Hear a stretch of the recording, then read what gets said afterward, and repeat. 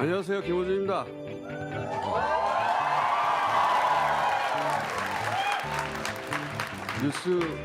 뉴스공장 1주년입니다. 1주년이라고 이렇게 이른 시간에 여기까지 오신 수많은 분들에게 얼굴 마주하고 제가 약속을 드리겠습니다. 국내 1위가 아니라 세계 최고의 시사 방송이 되겠습니다.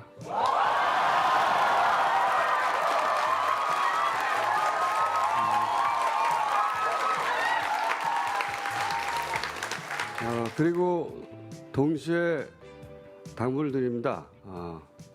이렇게 이런 시간에 여기까지 오시면 가정은 누가 지킵니까? 정신들 차려주시고 뉴스공장 시작하겠습니다.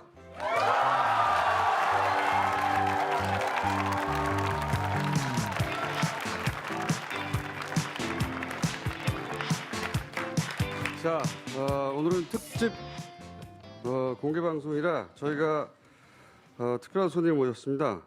지난 탄핵 국면 당시 최고의 풍자송이었고 아마도 이 노래는 길이 남아서 이 시대를 되돌아볼 때 항상 계속해서 소환될 노래죠. 가수 심재경 씨를 모셨습니다. 안녕하세요.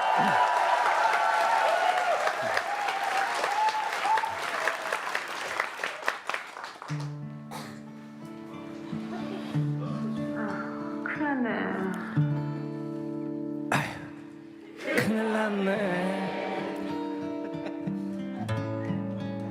아휴, 큰일 났어. 다 죽었네. 다 죽었어.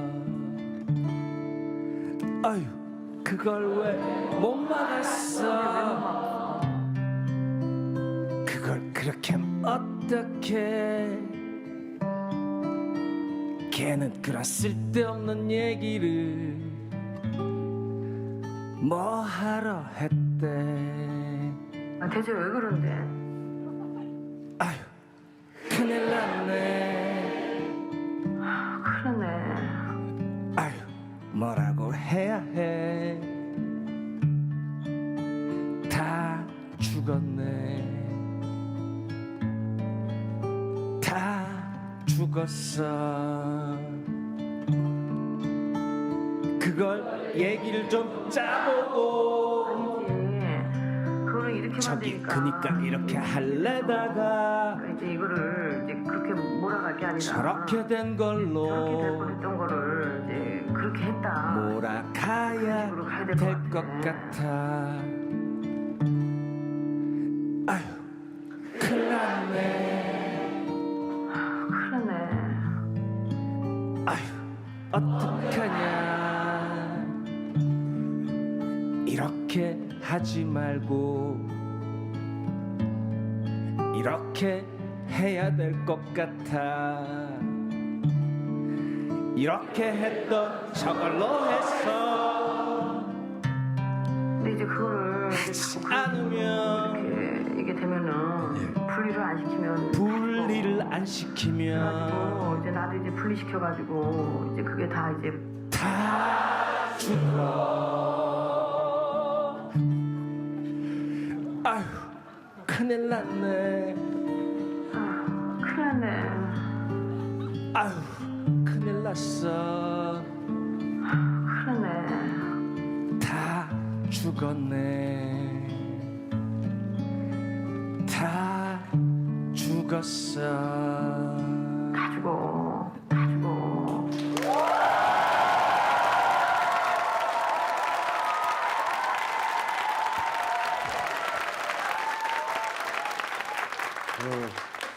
새벽부터 연습한 게 겨우 이거예요?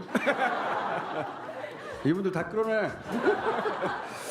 자, 신재경 씨 들어가시기 전에 혹시 이 음악 발표한 이후에 음반 제안은 오지 않았나요? 음반 제안은 안 왔고요. 음원은 냈는데 음원 수입료가 아주 저조하게 들어오더라고요. 예. 음반 제안이 오지 않았다. 음악시장 관계자들이 다들 현명하네요. 오늘 여기서 헤어져야 될 것 같아요. 감사합니다.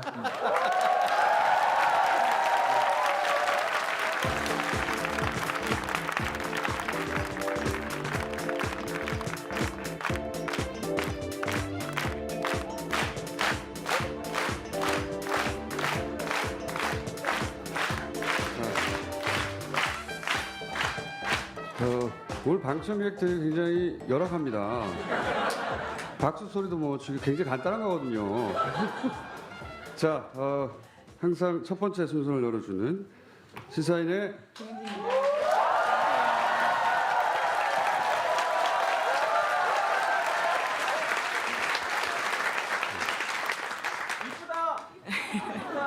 감사합니다. 가족분들 조용해 주시고요. 자, 김은지 기자의 이런 모습 저도 처음 봅니다. 오늘 분장을 했고요. 네. 첫 번째 뉴스는 뭡니까? 네, 국정원 개혁위가 어제 또 발표를 했는데요. 이명박 정부 시절에 국정원이 비판 세력 제압 활동 조사 결과 발표했습니다. 2009년 노무현 전 대통령 서거를 계기로 MB 정부 책임론이 불거지자 대응 논리를 개발해서 심리전에 활용한 건데요.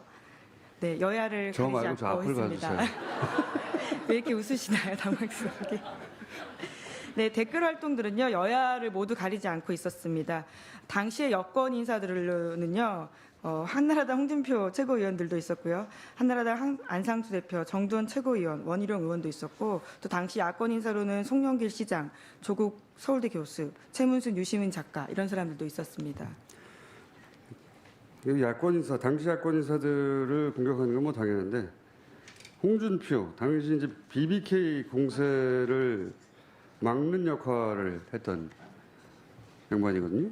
정두원 최고위원은 개국 공신이고, 그러니까 이 이명박 정권 시절에는 기본적인 예의 또는 의리 따위는 없었다.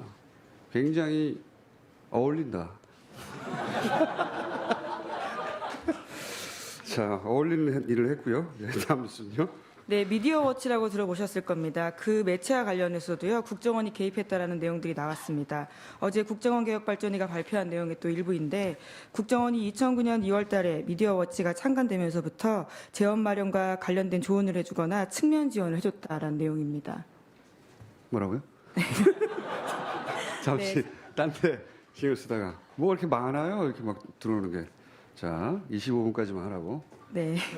네, 삼성을 비롯해서 26개 민간 기업 그리고 한전 등 10개 공공기관도 미디어워치에 광고를 지원하도록 했다고 합니다. 아, 미디어워치 변희재 씨요? 예. 예, 변희재 씨가 대표인 매체인데요.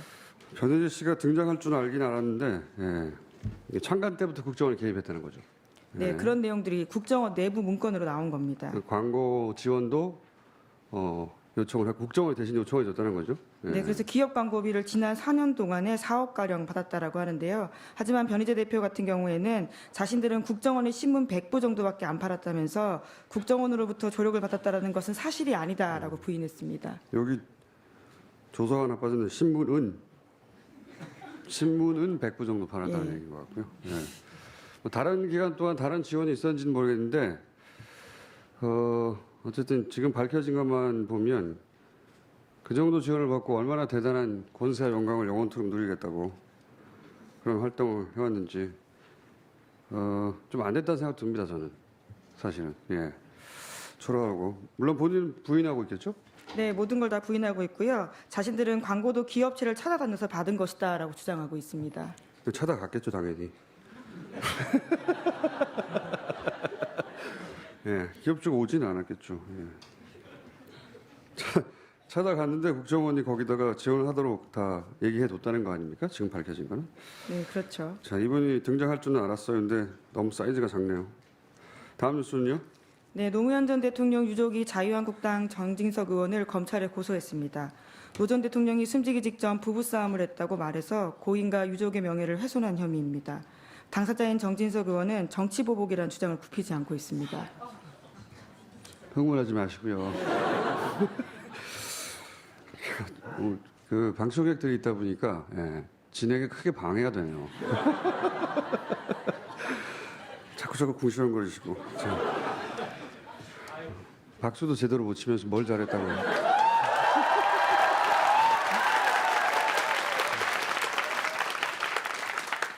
어제 한 얘기지만 이게 일단 겁나서 그러는 거고요. 자신들이 한 짓을 누구보다 자신들이 잘 아니까. 또 하나는 이제는 이제 피해자 코스프레를 하려는 거죠. 우리를 탄압하는 거다, 정치적 보복이다, 라는 프레임으로 이제 맞서려고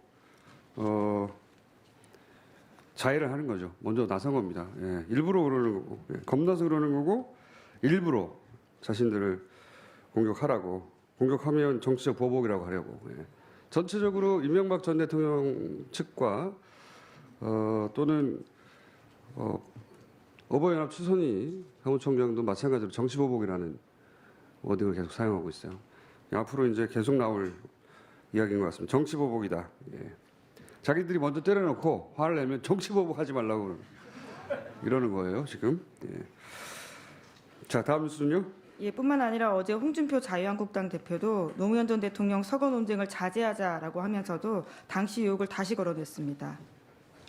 자제하자는 건 자기들이 자제를 해야 되는데 자기들이 문제를 꺼내놓고 그 논리예요. 자꾸 일부러 이렇게 도발하는 겁니다.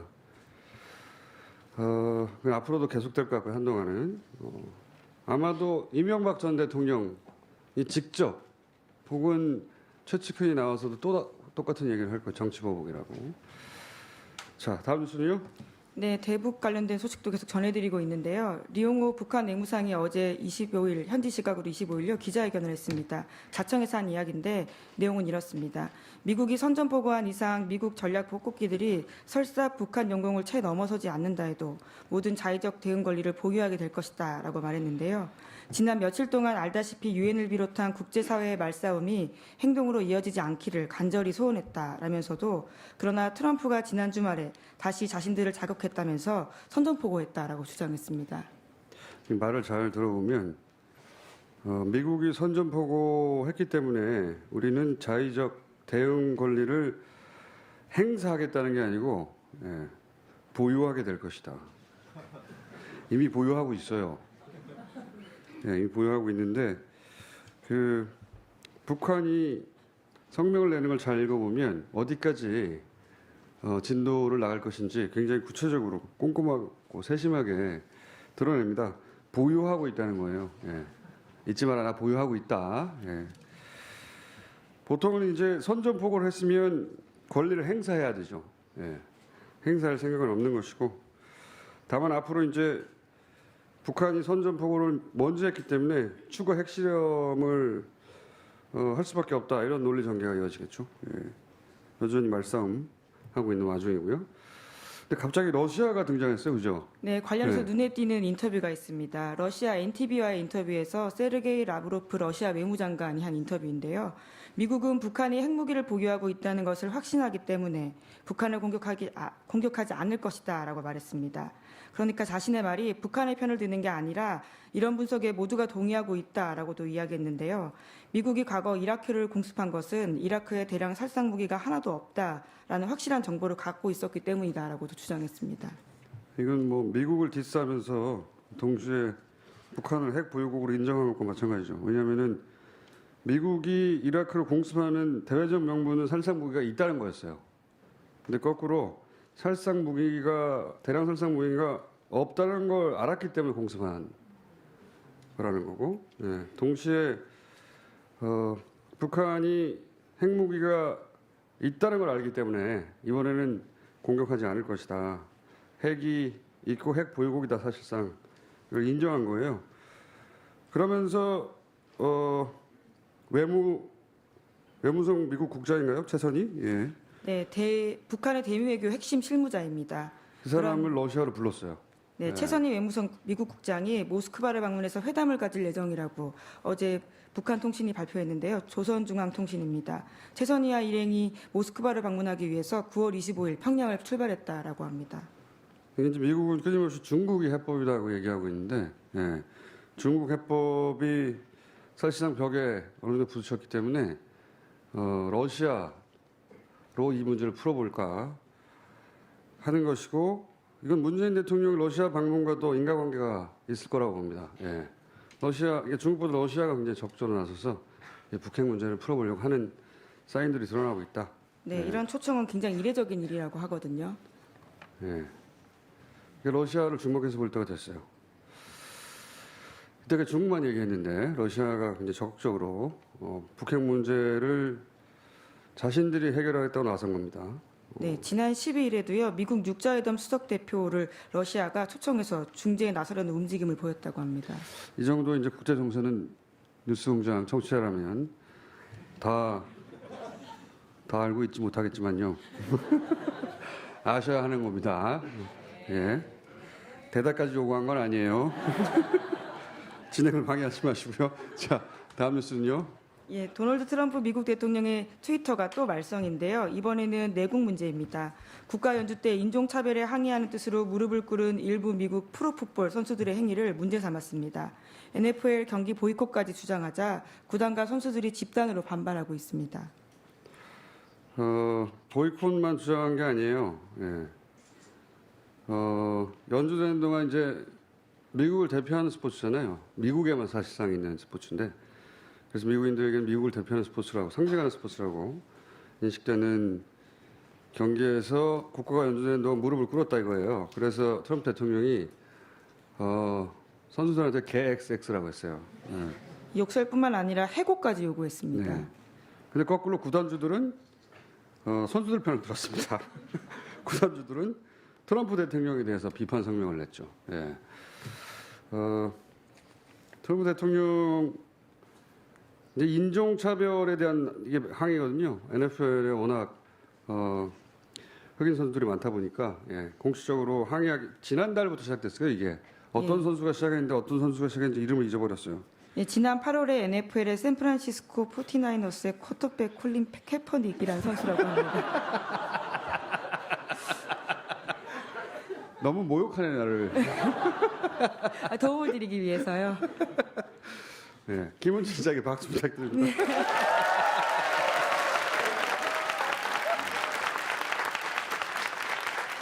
예, 밖에 계신 분들은 박수 쳐도 소리 안 들려요. 더욱 박수를 치시네. 예. 밖에 안에 한 200 몇십 명 정도 앉아 계시고 밖에 거짓말 안 못하고 한 1000명 정도 됩니다. 예. 1000명 돼요. 날 비웃은 거예요 지금? 하여튼 7, 800명 정도 합쳐서 한 1000여 명 오늘 아침에 이 새벽에 정신도 없이 오셨네요. 자, 트럼프 대통령은 근데 이게 의도적인 면도 있어요. 예, 자기가 어차피 진보 진영에서 지지받지 못한다는 걸 너무 잘 알고 있고, 그래서 자신이 확실히 표를 얻을 수 있는 곳만 계속해서 때리는 행보를 하고 있습니다. 네. 그럼 그럴수록 탄핵의 시기는 다가오고 있는 것 같다고 저는 생각합니다. 제가 말을 시킬 때만 하시고요. 진행을 경찰에 신고 좀 해주세요. 이거. 아까부터 계속 얘기해 주시는데. 자, 다음 뉴스는요. 거의 다 됐습니다. 시간이. 하나만 네. 더 하고 넘어가죠. 네, 아베 일본 총리가 중의원 해산 방침을 공식 발표했습니다. 29%까지 떨어졌던 내각 지지율이 북핵 위기가 고조되면서 50%로 회복됐는데요. 그러자 다시 신임을 묻겠다라는 겁니다. 각종 부패 스캔들로 자신의 어떤 스캔들을 묻기 위해서 하는 태도라는 비판이 쏟아지고 있습니다. 이게 북한 문제로 그 아베 내각이 계속 오버해 왔잖아요. 미사일 지나간 뒤에 지하실 대피시키고. 지나갔는데 왜 대피십니까? 그리고 미사일이 지나간 상공 거기서 한 5, 600km 서울 부산보다 훨씬 멀어요. 예.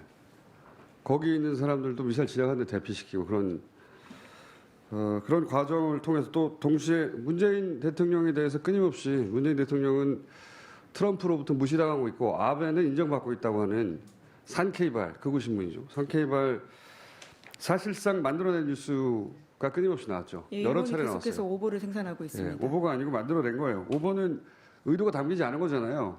이건 만들어낸 거라고 보는데 한 번도 아니고 그런 과정을 통해서 지지율이 50% 가까이 올라왔어요. 예.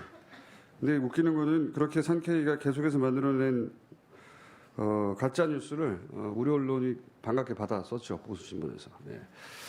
그것도 한번 총정리해서 저희가 얘기할 텐데 여하간 이 틈에 실임을 묻겠다고 아베 총리가 나섰어요. 예. 개헌을 하려고 하는 거죠. 예. 개헌에 3분의 2가 필요한데 3분의 2까지는 못 얻는다. 예. 예언하는 바입니다. 예. 예언이 틀리면 아베한테서 따지세요. 자, 오늘은 여기까지 해야 되겠습니다. 시사인의 김은지였습니다. 감사합니다.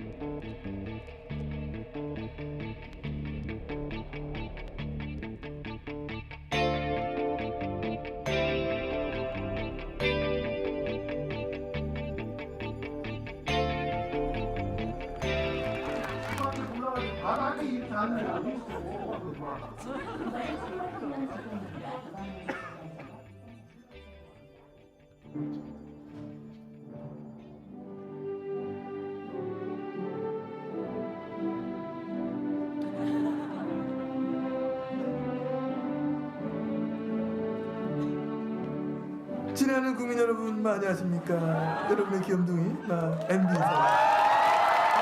참 많이 오신데 입고 부설하게 참나. 여러분 대답해. 괜찮아요 여러분. 할 일이 그리 없어요? 할 일이 이렇게 없나? 아이고 여기를 뭐 왜 와 여기를. 진짜 나 이해를 못하겠어. 김호준이 저 볼 게 뭐가 있다 이 새벽에 이래 몰려오는 거야. 어제부터 막 준비하고 오고 그런 사람. 야 나 그 사람들 진짜 이해 안 가네. 완전 이해 불가야 나는. 응? 뭐 그건 그렇다 치고 오늘은 막 좀 특별한 날이지. 예, 김원준의 막 뉴스공장 1주년 뭐 그것도 공개 방송. 저 뭐 사실 마음 같아서 저 그냥 잡아 묵고도 뭐 분이 안 풀린가이지만은 그래도 막 오늘은 막 축하를 드립니다. 사실 뭐 나도 축하를 뭐 할 수밖에 없는 게 여러분 아시다시피 이 김호준이 저거 이 MB가 어버게 했습니다. 저 나 없으면 저 컸겠나 저. 보셔서 아시겠지만은 복장 불량해, 생긴 거 불량해, 머리 산발해, 지저분해, 뭐 많이 드는 거 하나 없지만은 그래도 뭐 어떻게 하겠습니까? 뉴스공장 많이 사랑해 주시기 바랍니다. 자, 그럼 뭐 또 시간도 있고 또 진행해야 되니까 마음이야 뭐 하지만 가야지 뭐. 자, 그러면 막 도덕적으로 완벽한 이 MB 완벽하게 말만 들어가 보도록 하겠습니다. 보자, 가자. 저 누구야 저 주진우 아이가 야, 너 왜 왔어? 가시죠. 야, 나봐. 야, 주진우, 가시죠. 가시죠. 야, 너 내가 너 나봐, 와.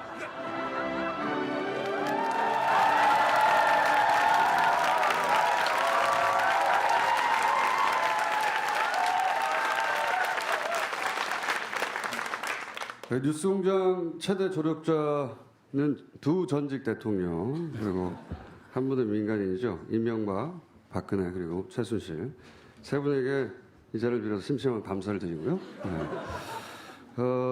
그래서 1주년 첫 순서는 이 세 분의 숨은 재산 찾기를 오랫동안 몇 년째 하고 있는 두 분입니다. 주진우 기자.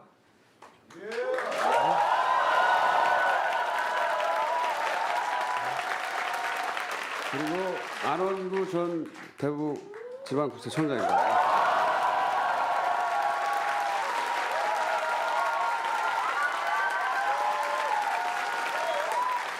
아니 근데 시켰어요?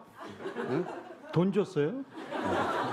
저 앞에 세 번째 앉아 계시면 자꾸 말씀하시는데 경찰을 부를 수가 있어요. 남자는 말쉽게 조용히 들어주시죠. 해주세요. 네. 자, 여기 유튜브로도 나가고 TBS도 생방송을 하고 있고 나중에 영상으로도 올라오겠지만 라디오로만 들으시는 분들에서 잠깐 이 무대를 설명드리면 이 무대가 이 밑에 동그란 그 뭡니까 황토색, 예? 황토색도 예. 이게 고기를 형상한 발판이에요. 예. 제가 보기에는 스팸입니다. 가짜 고기. 예. 사장님이 제작비를 이거밖에 안 주셔가지고 이렇게 고기가 될 뻔한 게 스팸이 됐어요. 자, 두 분을 모셨는데 이미 5주째 계속 하고 있지만 주진희 기자는 지난주에 또 관련 취재를 나갔다 왔습니다. 네, 그래서 지난 주말에 돌아왔는데 성과가 있었습니까? 네.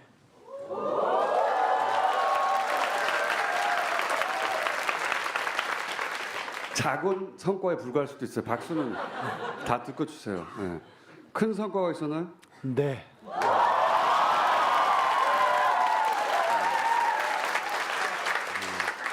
이명박 전 대통령과 관련이 있습니까? 네.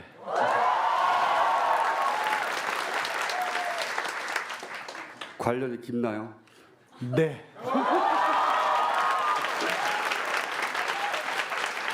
자, 이것으로 주진우 기자 인터뷰를 마치고요. 근데 사실은 주진우 기자가 떠나기 직전에 본인은 이 얘기 하는 걸 싫어하겠지만 김성주 아나운서에게 폭력을 행사하겠다고 해서 물의를 일으켰어요. 예. 김성주 아나운서에게 개인 감정이 있습니까? 아니요, 없습니다. 그 어디까지나 공적 차원에서 얘기한 건데 제가 좀 부족하고 좀 표현이 거칠어서 문제가 됐습니다. 근데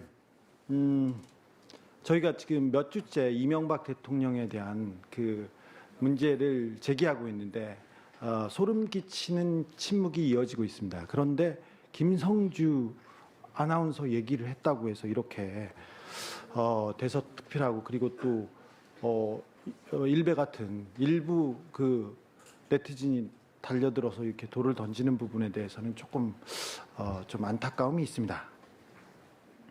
네. 안타까움이 있다고 하고요.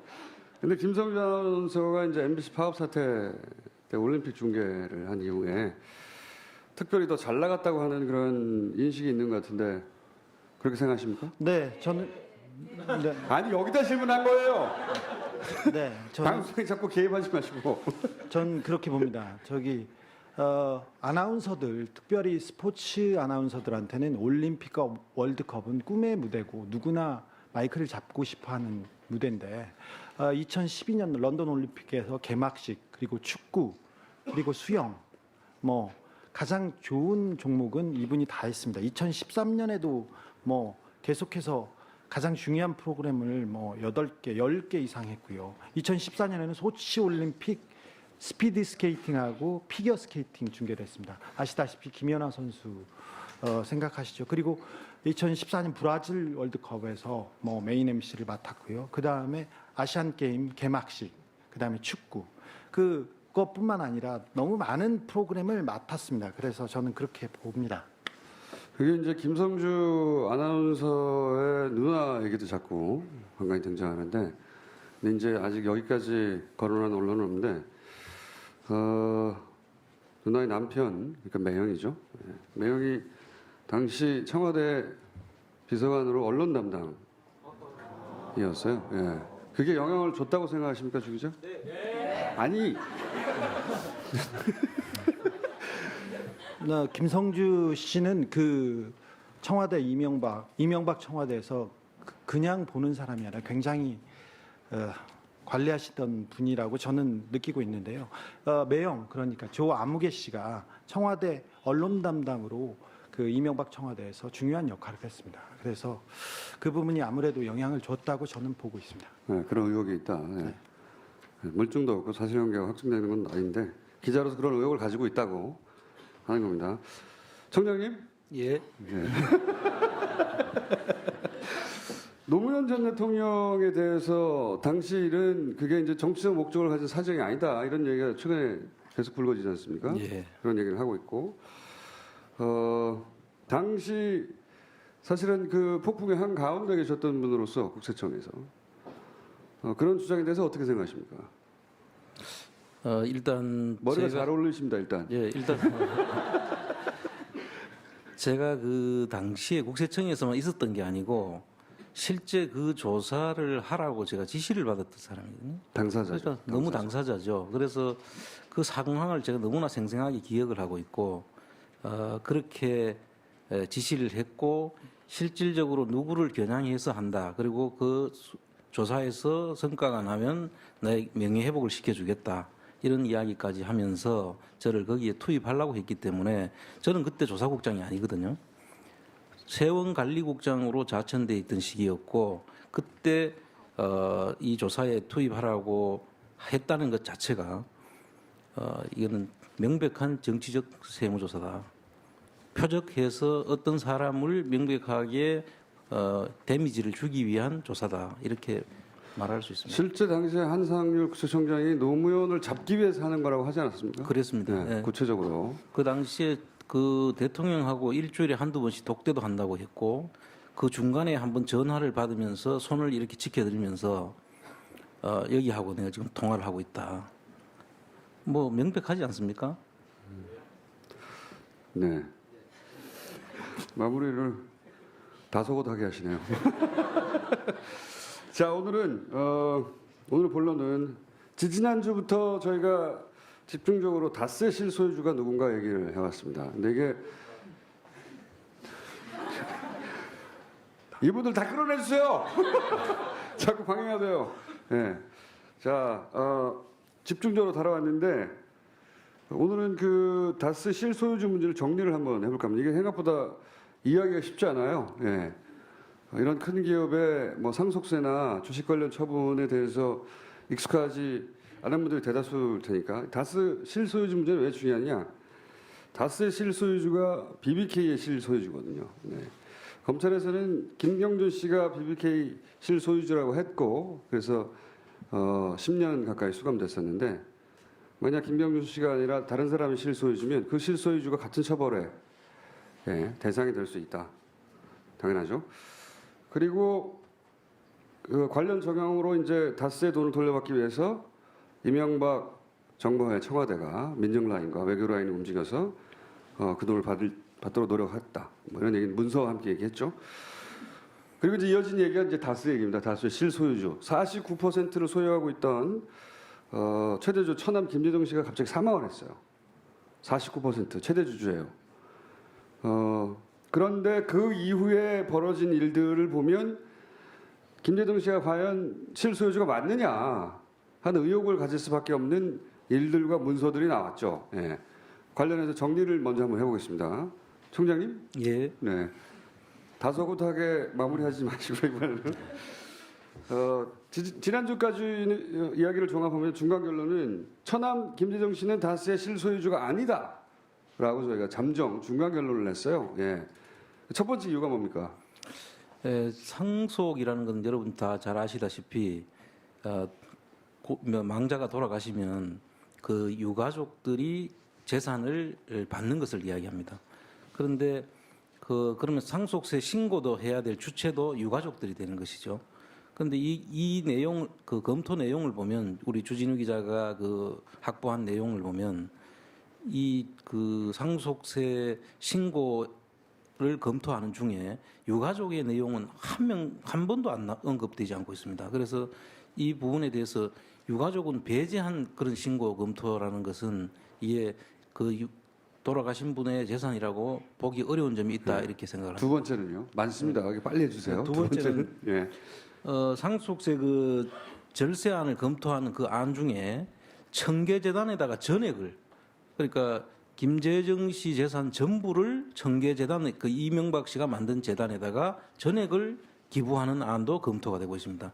그게 유족들 것이라면 그걸 할 수가 이쪽에서 검토할 필요가 없는 사안이죠. 세 번째는요? 예, 세 번째는 그 다스 김재정 씨 재산을 김재정 씨 지분을 그 물납이라고 하는데요. 그 원래는 현금이나 부동산으로 먼저 납부를 해야 되는데 그게 안 될 경우에는 주식으로 대신 세금을 납부할 수 있는 제도가 물납제도인데 그 물납을 하면서 이 부분에 대해서는 다시 그 물납했던 재산을 다스가 사오는 방안하고 그다음에 매각을 하는 안을 다 검토를 합니다. 근데 사오게 되면 형인 이상은 씨 지분이 46%가 있지 않습니까? 그 재산이 나중에 76%까지 상승할 수 있는 그런 요인이 있으니까 회사가 형한테 넘어가는 거죠. 완전 경영권이 형한테 다 넘어가는 것이죠. 그리고 또 제3자한테 매각이 될 경우에는 제3자가 경영권에 압박을 줄 수 있죠. 뭐 주총을 열어라, 정보를 달라 이렇게 이야기할 경우에 그걸 거부할 방법이 없으니까 그 부분을 막고자 하는 그런 검토안이 나옵니다. 그러니까 이제 김재동 씨 유언도 없는데 김재동 씨 재산을 왜 전액 청계재단에 이명박 대통령이 청계재단에 내느냐 이것도 말도 안 되는 것이고 또 하나는 이제 주식으로 대신 내면서 주식으로 냈을 경우에 그 김재동 씨 지분으로 있던 것들이 주식으로 나가잖아요. 그럼 다른 사람이 살 수도 있잖아요. 혹은 다스가 되사면은 나머지 절반 가까이 지분을 가지고 있던 형의 지분이 왕창 올라가거든요. 둘 다 안 된다 이런 검토하는 내용이 있어요. 예. 그리고 또 있죠. 예. 물납을 할 경우에 그 유족들이 그 부담하게 되는 상속 그 현금이라든지 이런 부분들이 있을 수가 있게 생기는데 그랬을 경우에 다스에서 그 부분을 보전해주는. 근데 보전이라는 말은 보태서 채워주는. 그분들이 부담해야 될 것을 다스에서 채워주는 그런 안도 검토가 되고 있습니다. 이것도 자기 것이라면 유족들 것이라면 그 다스에서 그렇게 그 채워줄 필요가 없죠. 이게 또 무슨 얘기인지 못 알아듣는 표정들이 쫙 있기 때문에 김재동 씨 지분으로 법적으로 돼 있었잖아요. 근데 그 지분의 일부를 떼가지고 주식으로 내버렸어요. 그러니까 김재동 씨 유가족 입장에서 불만이 생길 수 있잖아요. 자기 재산이었으면 당연한 건데 원래부터 자기 재산이 아니고 법적으로만 있다가 그래도 법적으로 자기 앞으로 있었는데 떼가지고 가져가 버리면 그래서 그걸 다스가 돈으로 보존해 준다는 겁니다. 불만 가지지 말라고. 이해가셨죠? 예. 청장님 이렇게 해주십시오. 우리 김총수가 확실히 요약하고 이런 너무 뛰어나죠? 예. 예. 청장님 칭찬은 필요 없고요. 자, 또 있죠. 뭐 많습니다만 이제 한두 가지로 요약해 주세요. 예. 검토안에 보면은 다스 주식을 제외하고 신고하는 방안까지 검토를 하고 있습니다. 그 김재정 씨 유산이라면 다스를 제외하고 신고를 하겠다고 검토할 수가 있겠습니까? 절대 할 수 없죠. 그런데 그 안을 이 검토안 속에 하고 있어서 의심을 사기에 충분한 그런 내용이 되겠습니다. 그러니까 다스를 포함시킬지 말지 다스 최대 주주인데 그걸 결정할 권한이 다른 사람에게 있었다 이런 의미인 거죠. 이것도. 그렇죠. 예. 네. 저희가는 문서로 나온 것을 저희가 요약해서 다시 한번 리마인드 시켜준 거고요. 이 내용이 굉장히 중요하거든요. 이 관련해서 지금 뭐 포탈이나 다른 언론에서 다루고 있지 않은데 앞으로 굉장히 중요해질 겁니다. 이 방송을 다시 듣기를 하시게 될 겁니다 아마. 근데 그때 그랬다고? 하나만 더 제가 안 보태면 되는데 딱 하나만 더 네. 해주세요 그러면. 그 상속세를 하고 난 다음에 정리된 자료를 보니까 다스 주식의 24%가 그 건영미 씨라고 김재정 씨 부인 앞으로 가 있습니다. 그럼 원래 이 유언이 없을 경우에는 법정 상속을 해서 건영미 씨와 그 자제분들 사이에 법정 지분만큼 정확하게 상속이 돼야 되는데 다스의 그 지분은 다 건영미 씨한테로 가 있어요. 24%가 한 사람에게만. 한 사람에 가 있죠. 자식들에는 안 다 전혀 가지를 않았습니다. 네. 그리고 또 지금 오늘 와서 이 등기부 등본을 제가 받아서 보니까요. 이 등기부 등본상에 있는 부동산은 전부 다 그 다른 사람 건영미 씨 이름으로 돼 있으면서도 또 그 뒤에 건저당을 설정해 놨다든지 이 부동산에 대해서는 아들 이름으로 돼 있는 것도 있고요. 원래 상속이라는 것은 부동산이든 주식이든 똑같은 지분별로 같이 나눠야 되는데 상속 상속 물건에 따라 가지고 이걸 달리 해놓은 거예요. 비율이 달리했다. 예. 그러니까 전부 다를 다스 지분은 전부 다 건영미 씨가 또 그 부동산에 대해서는 아들과 건영미 씨 이런 식으로 해서 물건별로 나눴다는 것은 이건 상당히 의심스러운 부분이라고 할 수 있겠습니다. 청장님 평소 이렇게 방송하세요? 어려워서 못 알아들어요. 제가 이 목소리를 목소리 때문이 아닙니다. 앞으로 이렇게 불화가 시작되었어요. 생방송을 하니. 자, 방금 얘기는 상속하게 되면 같은 지분으로 모든 재산을 나누는데 재산의 종류별로 막 다르다. 누군가 의도가 개입돼 있다. 예, 이런 얘기인 거. 그렇습니다. 예.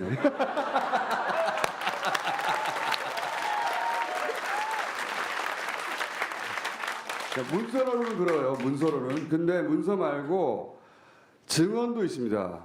이 문서도 물론 주진우 기자가 확보해서 안홍구 청장님이 분석하고 있는 거지만 문서 많아요. 오늘 보따리 왜 안 가져왔어? 보따리 직접 보여줘야 되는데 예. 이런 보따리 들고 오거든요. 네, 방송마다. 그거 말고 구체적으로 박근혜 이명박 전 대통령 주변에서 혹은 다스에 근무했던 혹은 근무하고 있는 사람들에게서 들은 이야기도 있잖아요. 네, 제가 그분들의 증언을 일부러 가져왔습니다. 이거는 기본적으로 직접 듣고 네. 그리고 녹취도 확보한 구체적인 내용들입니다. 네, 녹취와 문자로 확보한 내용입니다. 한 제보자 1입니다. 가회동, 그러니까 이명박 대통령이 당선되기 직전까지 살았던 가회동 자택과 그리고 청와대 안가, 당선된 이후에 청와대 안가에서 이명박 대통령을 만났는데 다스 사장의 비위 사실을 이렇게 통보하고 얘기했다고 합니다. 정확히 기억은 안 납니다. 밤이었고 초행이라 게다가 당선자인 MB를 보러 간다고 해서 경황이 없었습니다. 하지만 그때 다스 사장 얘기를 했습니다. 이렇게 얘기를 하는데 초행이었지만 당선자인 MB를 보러 갔다. 그리고 청와대 안가에 가서 다스 사장을 얘기했다는 이 증언이 있습니다. 다스 관계자가 이 말을 한 거예요. 네. 예. 그러니까 대통령이 당선된 이후 다스 사장을 불러가지고 아니, 다스 관계자를 불러 다스 얘기를 했다는. 다스를 그때도 대통령께서는 챙기고 계셨다 이런 네. 증언이고요. 본인 물건이 아닌데 네. 챙기셨다는 거고요. 두 번째 제보자는 이분의 문자를 제가 재구성했습니다.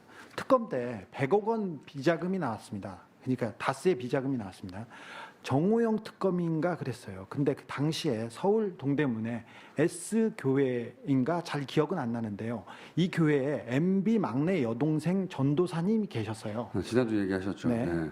이분이 도곡동 BBK 특검 때 이상은 회장이 현찰을 가지고 많이 쓰고 매월 이아무개 씨가 수천만 원씩 인출해서 이상은 회장에게 전달해서 이 돈을 누구의 학비와 딸의 생활비로 사용하고 나머지는 막내 여동생의 선교사 비용 및 교회 헌금으로 내서 확인서를 받아서 자금 사용처를 제출한 부분이 있는데요.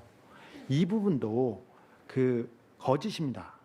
이렇게 하면서 밑에다 얘기를 하는데 큰오빠 이상은 회장의 구이동 현대프라임 아파트 12동 땡땡호에서 거실에서 나눈 얘기인데 오빠한테 이 확인증을 그 전도사님이 가짜 확인증이죠. 가짜 확인증을 비자금 100억에 대해서 이거는 교회에서 쓴 거라고 전도사였기 때문에 가짜 확인증을 만들어서 건네주면서 네. 두 끼 금식을 하고 회개 기도를 드렸어요.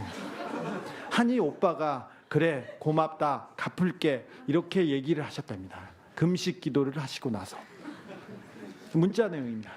네. 자 그리고 그렇습니까?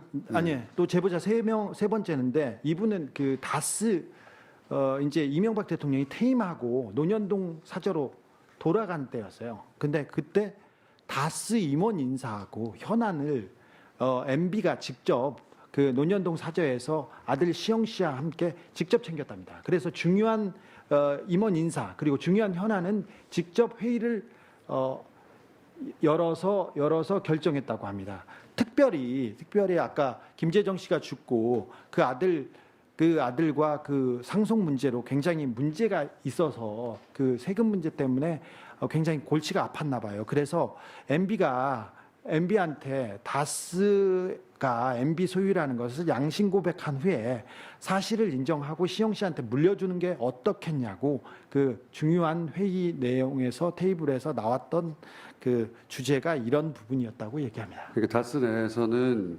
실소유주가 누군지 알고 있는데 예. 실소유주가 이명박 전 대통령이라는 걸 양심 고백하고 왜냐하면 앞으로도 재산 문제가 계속 생길 테니까 어떻게 다 해결할 거냐 그런 내부 논의가 있었다는 거죠. 근데 그런 얘기를 하는 분들은 잘렸죠. 네, 쫓겨났습니다. 잘렸고요. 2분밖에 안 남았네요. 네, 2분 20초밖에 안 남았는데 오늘 근데 저희가 이제 이렇게 많은 분들이 오신 가운데 제안하고자 하려고 하는 것은 안원구 청장님의 아이디어입니다. 모든 책임은 안원구 청장님에게 물어주시고요. 지금 그래서 그렇게 이 다스의 주식을 사실은 정부가 가지고 있는 거예요. 그렇죠? 예, 정확하게는 3대 주주죠, 정부가. 3대 주주고 그 가지고 있는 기획재정부에서. 기관은요? 가지고 있는 기간은 그때 신고 이후에 지금까지 가지고 있죠. 기획재정부에서 가져온 기획재정부에서. 거예요. 예, 기획재정부에서. 제 질문은 기획재정부를 네. 여쭤본 겁니다. 아, 기간을 이야기한 거군요. 예. 네. 정신 차리세요. 기획재정부가 이명박 전 대통령이 그렇게 놓고 싶어 하지 않는 꼭 지고 싶어 하는 그 다스의 지분을 20% 가지고 있죠. 20% 가지고 있어요. 그게 지금 근데 이때까지는 너무 높게 가격을 책정해서 계속 의도적으로 유찰해 왔다는 의혹이 있습니다. 그죠? 그렇습니다. 지금 현재 가격은 얼마나 됩니까? 지금 현재 가격은 유찰이 6차에 돼 가지고 한 그 415억 정도 되는 것 같아요. 그거를 사람들을 모아서 사자 우리가. 그게 가능합니까? 예, 지금 가능할 걸로 보입니다. 저희가 방안을 발표하겠습니다. 주진우 안원구 청장님이었습니다. 감사합니다. 감사드리겠습니다.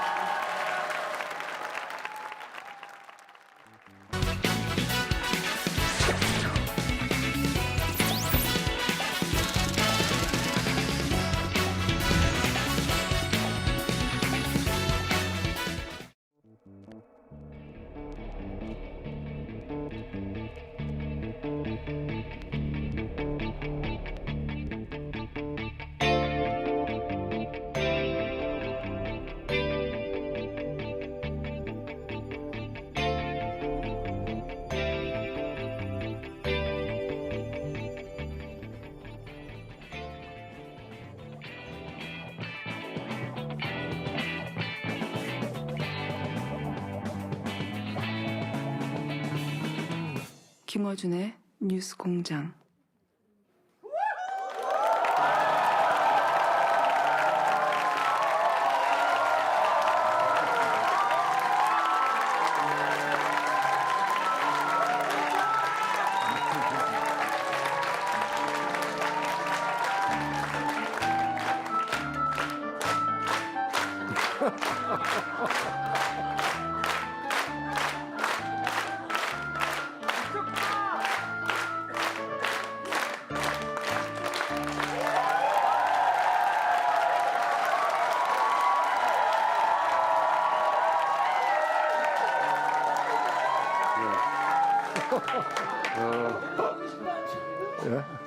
지금 라디오는 물론 TV로도 생중계되고 있고 방금 전 저희 PD가 책임 PD가 포털에서 실검 1위를 하고 있다고 뉴스 공장은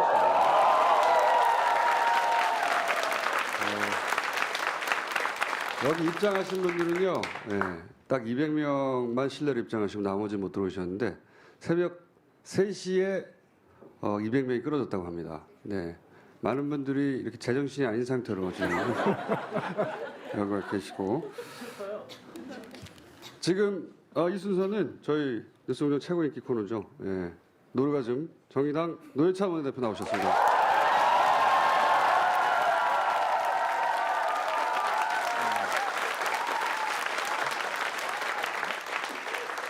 새벽 3시에 줄을 서려면 어제 밤에 오신 분들이 있거든요. 예, 그렇죠. 예. 가족은 누가 지키냐고요? 제가 이렇게 새벽에 이렇게 많이 올 줄 모르셨죠? 예, 그 알면 이상한 거죠.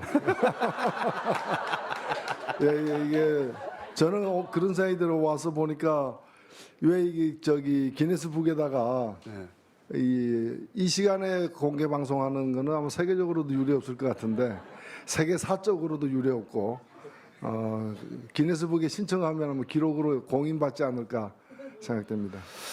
그 말씀 하시니까 다음 공개 방송은 말이죠. 기네스 측에다가 신고를 하고 세계 시기록에 도전하는 것으로. 근데 이제 오늘 이 자리에 못 오셔서 이 장면을 못 보시는 분들에게 설명을 드리자면 안에도 200여 명, 밖에는 더 많은 분들이 서서 서성이고 계세요. 예. 기괴한 장면입니다. 자, 첼로 연주 어떻게 됐습니까? 입 다물어서 어떻게 됐습니까? 우리 만만치 않습니다. 서로 맞교환하기로 했는데, 예. 제가 이제 언어의 마술사라고. 근데 많은 분들이 물어봐요. 사전에 대본이 있냐고. 보세요. 아무것도 없죠. 예. 정말로 언어의 마술사고요. 참고로 정청래 전 의원은 제가 언어의 맙소사라고 부릅니다.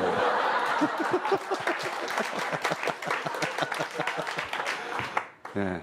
양극단의 쌍벽을 이루는 분인데 정청래 전 의원은 안 웃긴 걸 웃기다고 막 주장하는 분이죠. 예. 자 오늘도 지난 한 주간 있었던 여러 가지 사건에 대해서 촌촌살인을 일단 1주년 덕담 한번 해주세요.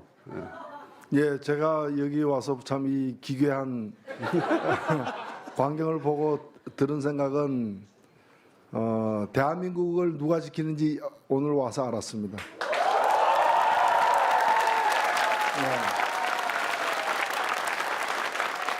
어떤 사람들은 전술핵이 대한민국 지켜준다고 하면서 멀리 이역만리까지 구걸하러 간 사람들도 있는데 여러분들이 이 시간에 이 이른 시간에 뉴스공장 공개 방송에 모인 여러분들이 대한민국을 실제 지키고 있는 사람들이 아닌가.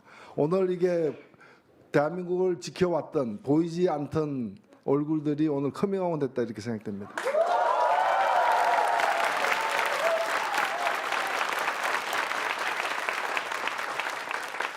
말도 참 예쁘게 잘하세요. 네. 얼굴까지 예뻤으면 좋았을 뻔했는데.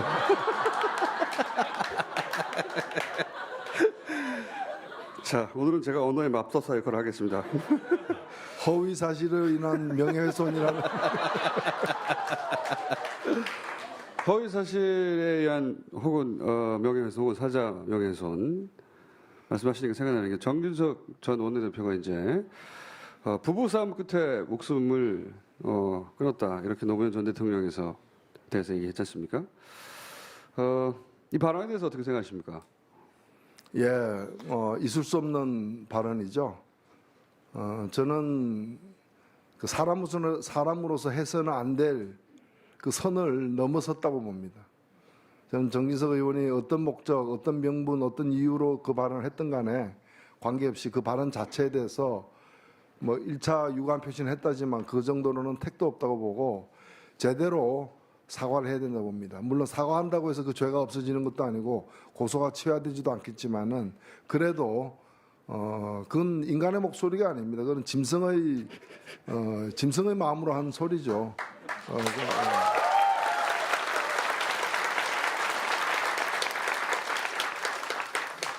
본인이 총대를 맸는지 관련해서 많은 이야기를 했어요. 예를 들어서 문학의 블랙리스트에 대해서 문성근 김여시에 대해서도 뭐라고 했냐면 밥을 굶었나, 린치를 당했나, 징역을 살았나, 왜 이렇게 호들갑을 떠냐는 취지의 이야기죠. 예. 이런 발언에 대해서 어떻게 생각하십니까? 역시 정진석 의원이 한 말인데. 그래서 그 발언을 듣고 무슨 생각을 할 필요가 있습니까? 옆에 있으면 한 대 때려주고 싶은데.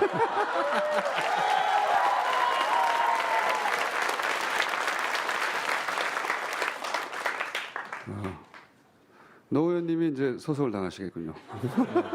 공개적으로 폭력 행사를 암시했다고. 그러면서 또 뭐라고 그랬냐면 저는 이 대목이 가장 뭐랄까요. 지금 말씀하신 맥락선상에서의 말도 안 되는 얘기라고 생각하는데 노무현 전 대통령 유서 마지막에 누구도 원망하지 말라고 하지 않았냐. 예. 역시 정진석 의원이 한 이야기입니다. 아니 지금 문제의 발단은 우리가 뭐 매일매일 소식을 접하고 있습니다만은 그 이명박 정부 시절에 있었던 그 국정원을 동원한 그 이른바 이제 국정농단 사건이죠. 우리 국민들의 어떤 인권을 침해하고 법을 어겨가면서 한 그 불법 행위가 최근에 와서 그 구체적 증거들이 사실들이 드러나기 때문에 그거에 대해서 이제 수사를 진행 중인데 그걸 왜 노무현 대통령을 끄집어내 가지고 이걸 갖다가 가로막느냐는 거죠. 말이 안 되는 얘기죠. 여기서 자신들의 어떤 그 범죄 행위 또 잘못들이 드러나는 걸 두려워 가지고 뭐 이 온전한 정신으로 할 수 없는 그런 온갖 저 폐악질들을 지금 하고 있다고 저는 그렇게 봅니다. 이게 의도가 있는 거겠죠? 네. 그렇죠. 그걸 통해서 뭔가를 방어하려고 이제 하는데 그게 방어가 되겠습니까? 오히려 자기 죄목을 갖다 하나 더 하는 그것밖에 안 된다고 생각됩니다. 이런 얘기도 있어요. 적폐청산은 갈등과 분열을 증폭시켜서 악순환을 반복한다. 그러니까 이제 이게 속내가 들어가 있는 거죠. 예. 더 이상 옛날 얘기를 꺼내지 말라고 하는 얘기인데. 아니 그 뭐 저 깡패를 갖다가 도둑질한 사람을 잡으니까 그 뭐 그래서 몇 시에 어느 집에 가서 뭘 훔쳤냐 조사하니까 사생활 침해라고 얘기하는 거. 그럼 뭐 똑같은 거지 뭐.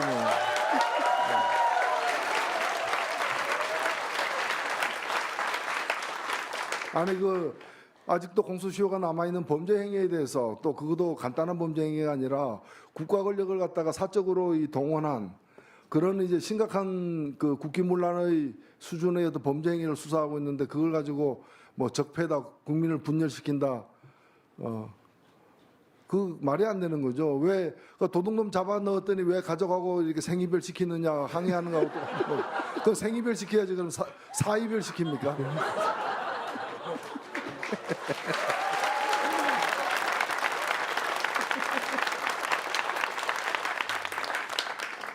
이런 이야기는 이제 그쪽 진영에서 전방위로 터져나와요. 장재현 의원도 노무현 상여를 부여잡고 한풀이 하는 걸 중단해야 한다. 이렇게 얘기했거든요. 아니 그러니까 참 이 자신들의 어떤 그 심각한 도저히 어떤 변명할 수 없는 그런 치부들이 또는 과거의 범죄 행위들이 드러나니까 그걸 자꾸 이제 노무현 전 대통령의 억울한 죽음에 대한 어떤 보복이다라는 식으로 이걸 갖다가 폄훼하는 거죠. 그걸 통해서 결국 노리는 거는 뭐냐? 결국 노리는 거는 이 자신들의 어떤 범죄 행위를 갖다가 물타기 해가지고 덮자는 거죠. 여기에 넘어가서는 저는 안 된다고 봅니다. 알겠습니다. 예. 이거 어떻습니까? 김명수 대법원장 인준안이 이제 천신만고 때 통과가 됐습니다. 네, 통과가 됐고, 그런데 이제 국민의당이 역할을 한 건 사실이고요. 근데 인준 직전에 당내 중진들로부터 대표가 입장을 내놔야 된다, 가부간에. 이런 요청을 받았어요. 근데 마지막까지 입장 정리 안 하고 모호하게 갔거든요. 왜 그랬다고 보십니까, 안철수 대표가? 저는 제가 그 상황을 보면은 대법원장을 김명수 대법원장 후보가 대법원장 되어야 된다라고 찬성하는 입장이 있으면 그런 태도를 취할 수가 없어요. 근데 반대하는 입장이었다면 그런 태도를 취할 수밖에 없어요. 반대한다고 노골적으로 얘기하면은 그것도 후폭풍을 또 이렇게 맞아야 되기 때문에 반대는 하면서 후폭풍을 맞지 않으려고 하다 보니까 애매모호한 태도를 취하고 있는 게 아니냐. 근데 이걸 마치 무슨 자유투표가 아주 정당한 것처럼 얘기하는데 저는 묻고 싶어요. 대법원장이 누굽니까? 상권분립의 한 축이잖아요. 대통령 다음이잖아요. 그럼 대통령 선거 때도 그러면 자유투표했어요? 국민의당 대통령 선거 때 자유투표했어요? 누구든 누가 돼도 좋다. 그리고 누굴 찍어도 당원의 권리다. 그러지 않았잖아요. 국민의당은 안철수 찍으라고 그렇게 얘기한 거 아니에요. 그러면 대법원장을 또 임명하면서 이 사람이 부적격자면은 강하게 이유를 대면서 강하게 반대를 해야 마땅한 거죠. 그게 책임 정치죠. 그리고 그게 합당한 사람이면 합당하다고 얘기를 해야 되는데 대법원장을 임명하는 그 중요한 순간에 합당한지 아닌지 나는 모르겠다. 누가 돼도 그거는 국민의 뜻이다. 이렇게 얘기하는 저 무책임한 행위가 어떻게 있어요. 그거는 아니 고속도로에서 100km 이상 달리면서 핸들에서 손 놓고 자율 주행하고 있다 얘기해요.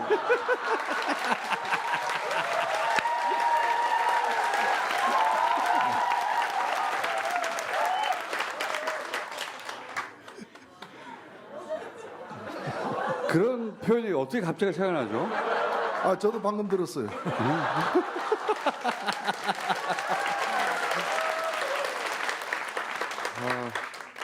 정청래 전 의원은 준비해 오거든요. 준비해와도 이게 안 돼요. 맙소사기 때문에. 예. 근데 어제 안철수 전 대표가 본인이 입장을 밝히지 않은 이유에 대해서 얘기를 했습니다. 왜 밝히지 않았냐? 김명수 대법원장이 고교 동문회에서 그랬다. 고교 동문인데 내가 입장을 밝히면 얼마나 말들이 많았겠느냐. 요 이유에 대해서 어떻게 생각하십니까? 본인도 아마 말이 안 된다고 생각하고.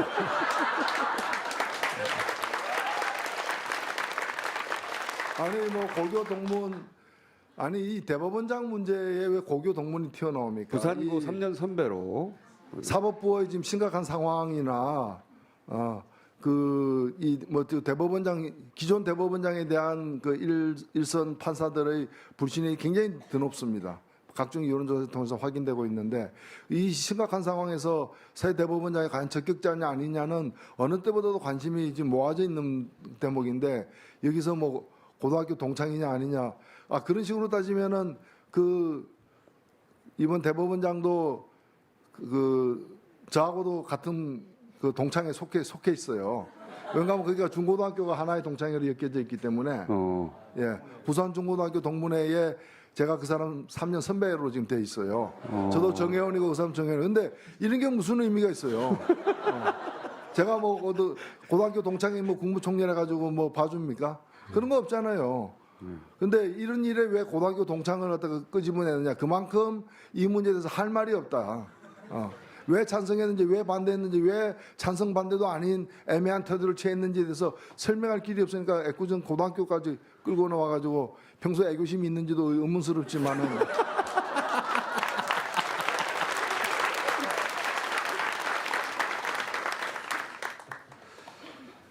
이건 어떻습니까?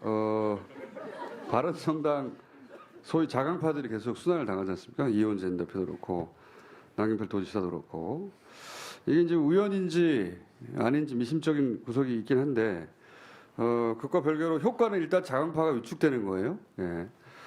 이렇게 되면 자유한국당과 바른정당 사이의 통합의 가능성 어떤 형식으로든 점점 높아지고 있는 거겠죠? 예, 뭐 두 당의 온전한 형태로의 통합의 가능성은 그렇게 높아 보이지는 않습니다만은 네. 바른당에서 적지 않은 수의 분들은 마음을 정한 게 아닌가 이렇게 사실은 보여지고요. 그래서 그것이 생각보다 좀 당겨져서 지방선거 앞에 그 실현될 가능성도 있고 어찌 보면 지금 정당 구조 자체가 대부분의 정당들이 굉장히 불안정한 상태에 놓여 있습니다. 지금 뭐 제가 볼 때는 뭐 민주당과 정의당 빼고는 뭐 자유한국당 같은 경우에는 사실은 이게 정치적으로는 이미 파산 선고를 받은 부도가 났는데 회사가 계속해서 이제 사장이 출근하고 있는 뭐 그런 상태죠.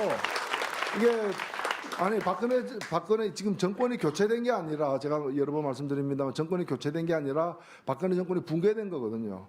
그러면 그 정권을 떠받쳤던 그 당도 따라서 없어져야죠. 없어지고 새롭게 출발하든가 이렇게 돼야 되는데 지금 부도가 나고 파산당했는데도 계속해서 출근하고 아니 공장에 불 킨다고 공장이 돌아갑니까? 그런 상황이고 그다음에 국민의당 같은 경우에는 민주당에서 나왔는데 지금 바로 그 나온 상태잖아요. 그리고 그 대선을 위해서 나왔는데 대선이 끝났잖아요. 그 다음 대선을 지난번 대선과 같이 치를 어떤 생각들이 확고한 것도 아니기 때문에 언제 돌아갈까, 언제 뭐 어디로 갈까 이게 굉장히 방황하고 있는 그런 집단인 거고 바른당도 마찬가지죠.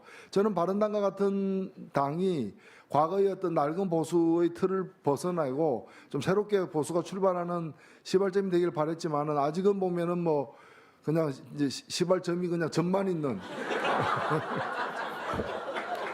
예, 그냥 점으로만 존재하는 뭐 그런 상태이기 때문에 뭐 안타깝게도 이런 상황이 다음 총선까지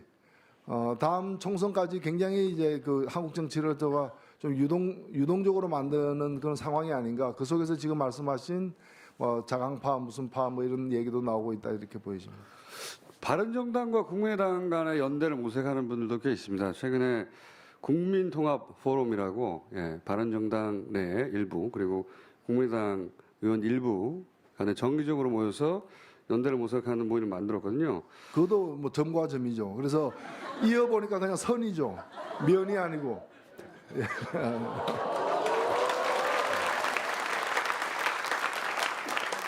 예, 제가 이 아침에 수학 얘기 잘 안 하는데요. 정의당은 어떻게 되는 겁니까? 정의당은 그러면 정의와 함께 하는 거죠. 예, 정의당은 뭐 아시다시피 아직 우리 국민들의 신뢰와 지지를 받는데 여러 부족한 점도 많고 지금 의석도 얼마 되지는 않습니다만은 앞으로 여러 차례 이제 그런 테스트, 이게 선거가 있기 때문에 그런 선거를 통해 가지고 정의당이 나름대로 유일한 진보 야당으로서 또 제 역할을 하는 게 한국 정치에도 저는 도움이 될 수 있다고 보고 그런 역할을 좀 더 키워나가기 위해서 계속 노력을 할 생각이고 여러분들도 많이 좀 관심을 가져주십시오. 아침이 있는 삶. 예. 아니 막 박수 치지 마시고요. 통상은 저녁 있는 삶이라고 하는데 방금은 아침이 있는 삶이라고 하셨어요. 아침이 있는 삶이란 거는 뭔가 하면 아니 저녁에 있는 삶은 그 자체로서 굉장히 소중하고 여전히 중요합니다. 다만 그럼 아침은 뭐냐? 아침이 괴로운 분들 많아요. 아침에 출근할 곳이 없는 사람들. 예. 아침에 출근하더라도 지긋지긋한 직장에 가는 분들. 예. 그나마 뭐 아침에 또 공개 방송이 매일 있는 것도 아니기 때문에. 예. 그래서 아침이 행복한 사회, 아침이 행복한 나라. 이거 우리가 좀 가야 될 길이 아닌가 저는 그렇게 생각합니다.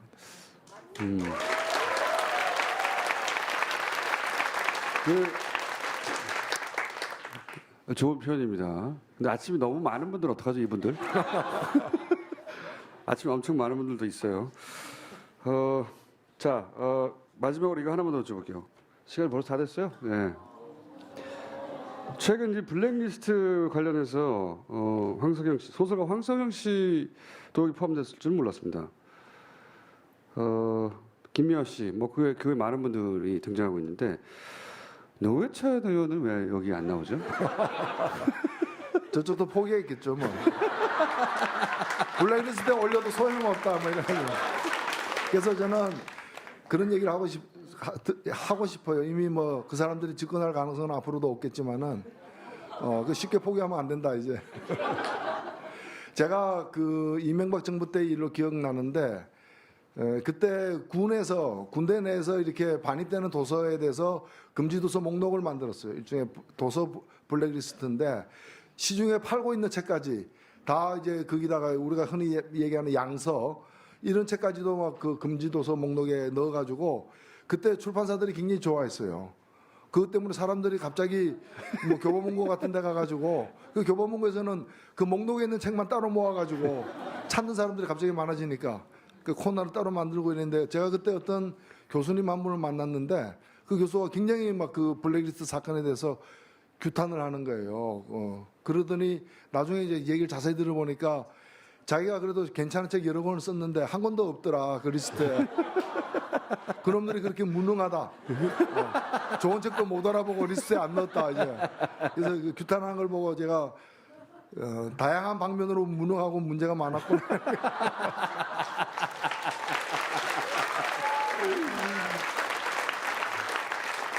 근데 리스트에는 없으시지만 본인이 겪은 일은 상당하잖아요, 사실은. 그렇죠. 저는 뭐 제가 직접 겪었던 그 이른바 떡값 검사들을 폭로한 걸로 이제 삼성 엑스파일 사건의 재판에도 저는 관여했다고 봅니다. 그 뭐 김기춘, 김영한 그 메모, 김기춘의 발언으로 나오는 그런 메모에도 보면은 그 구체적으로 이제 재판부 판사 이름까지 검명하면서 대법원 판사 이름까지 검명하면서 이 청와대가 관여한 흔적들이 나오지 않습니까? 아직 뭐 저는 언젠가는 그런 이제 증거들도 그 백일하에 이렇게 드러나는 그런 날이 올 거라고 보여지고요.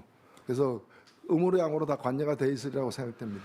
사실 노회찬 전이 아니죠, 현이죠. 제가 전 의원 시절을 얘기하려고 하다 전에는 보니까. 전이었습니다. 진짜 고생 많이 하셨어요. 제가 가까이 지켜봤는데 어쩜 그렇게 괴롭히는지 꼼꼼하게 붙어가지고 대표님을 정치 일선을 복귀하지 못하도록 하는 모든 수단과 방법을 다 강구해서 괴롭혔죠. 그러나 다시 살아나서 누구의 도움도 없이 혼자 스스로 살아나서 다시 저희 앞에 와서 정청래 의원과는 다르게 언어의 마술사 역할을 해주고 계신 노회찬 오늘 박수 부탁드립니다. 네, 감사합니다.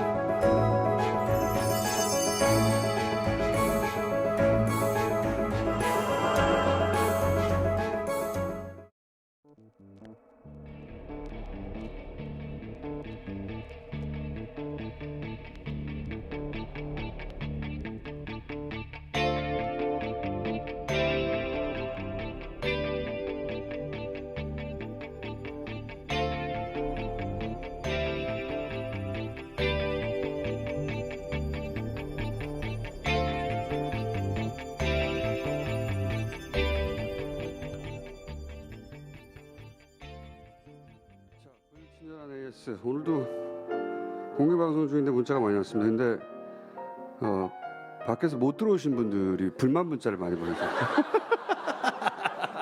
새벽 4시에 왔는데 잘렸다. TBS 사장은 각성하라 뭐 이런 거.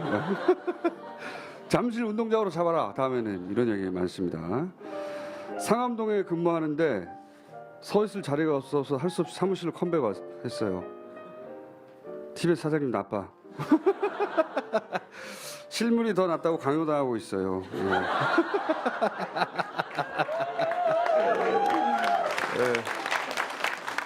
자, 그리고 물리적 거리 때문에 가지 못해 무너지는 이 마음 캐나다 동부에서 듣고 있습니다. 치앙마이에서 듣고 있습니다.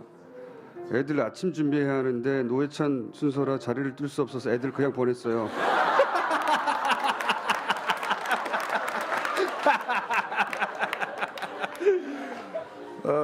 자, 그리고 다스를 우리가 사버립시다.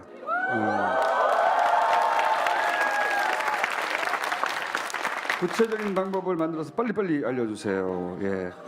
그리고 저 운전하면서 같이 함성을 지르고 있어요. 이분 정신 좀 차리셔야 되겠네요. 자, 다음 게스트가 있기 때문에 문자는 많이 왔는데 여기까지만 소개하겠습니다.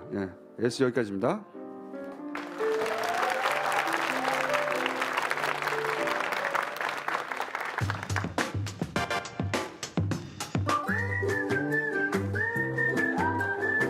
내 거다. 자, 1주년이라 장기 패널 첫 방송부터 함께 하신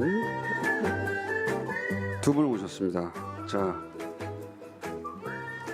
김진애 박사님 나오셨습니다. 네. 고맙습니다.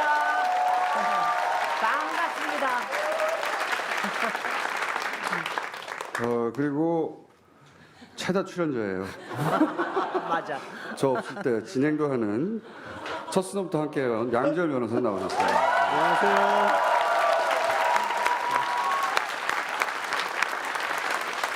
박사님, 공개방송에 처음 오셨는데 아침부터 이렇게 이게 많이 빠진 거예요. 새벽에 오셨다가 출근하시러 가신 분들도 있고, 내가 4시에 왔는데 못 돌아와서 승질나서 돌아가신 분들도 있고, 이렇게 많은 분들이 새벽에 오시는 걸 보고 어떤 생각이 드십니까? 소감은? 대한민국의 미래는 밝다. 그다음에 또 한 가지는 양언니랑 앉아 있어서 너무 기쁘다.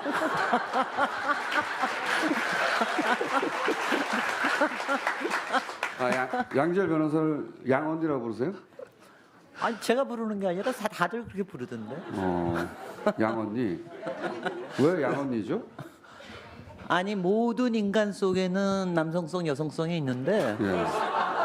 여성성 아주 좋은 여성성 이런 거를 아주 잘 갖추시고 잘 표현을 하시고 굉장히 몸매가요? 영광으로 생각하셔야 됩니다. 자, 몸매에 여성성이 있는 양지열 변호사님은 소감이 어떠십니까? 양지열 변호사님은 지난 첫 번째 공개 방송 한겨울이었죠. 네. 그때는 이제 탄핵 전국 한가운데라 그리고 첫 공개 방송이라 사실 지금보다 훨씬 추웠는데 더 많은 분들이 오셨어요. 네. 완전 제정신이 아닌 상태였거든요. 근데 그때도 참석하셨는데 두 번째 공개 방송에 안 잘리고 나오시니까 기분이 좋았어요. 그러니까 저는 항상 뭐 제가 주체적으로 뭘 해서가 아니라요. 그냥 여기서 뭐 공장장은 악마를 했다가 박사님은 언질을 했다가 또 알아봐 주시는 분들이 제 코너 하지 말고 그냥 공장장하고 티격태격 싸우는 게 더 재밌다고 하시고 뭘로 버티는지를 모르겠어요. 여태까지. 누가 뭘로 버텨요? 제가요. 어떻게 버티는지 모르겠어요. 아, 네. 몸매로 왜 버티고 있는 거예요? 이 모멸감을 견디며 왜 내가 계속 방송을 하는가 그런 거예요? 모멸감은 못 느끼는 건가? 둔한 건가 사람이? 아니지, 뭘까요? 좋은 거지.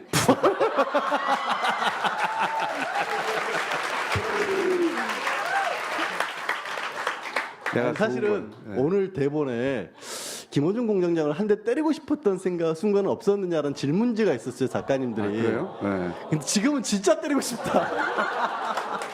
이건 진짜 때리고 싶다.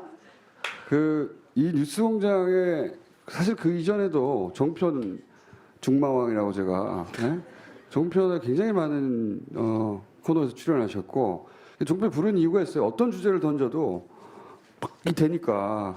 아다다다다. 사실은 종편 중망이라고 자꾸 말씀을 하시는데 제가 한 방송사에서 가장 오래된 방송이 이 시간대 이 방송 TBS 방송이에요. 정확히 2011년 7월부터 저는 있어 왔어요. 그러니까 제가 악마라고 부르기 시작한 거예요. 뭐 수많은 진행자들을 갈아치고 혼자 살아남은 거거든요. 그래서 악마라고 하는데 그 사이에 사장님이 2번 바뀌셨죠 아마. 사장이 바뀌고 진행자가 바뀌어도 양지열 변호사는 계속 이 시간에 나오는 저는 TBS 악마 같은 거머리 같은 뿌리를 내렸어요. 뿌리를 거머리라니요. 아니 이게 근데 뉴스공장에 이제 고정 출연하신 이후 혹시 얻은 게 있으십니까? 악마? 뜬금없이 별명이 생기기 시작하더라고요. 네, 악마부터 마왕부터 언니라고까지 불러주시고 요즘은 제 스스로 그래서 정화 작업에 나섰죠. 몸과 마음이 순수한 양지열 변호사라고. 소용없어.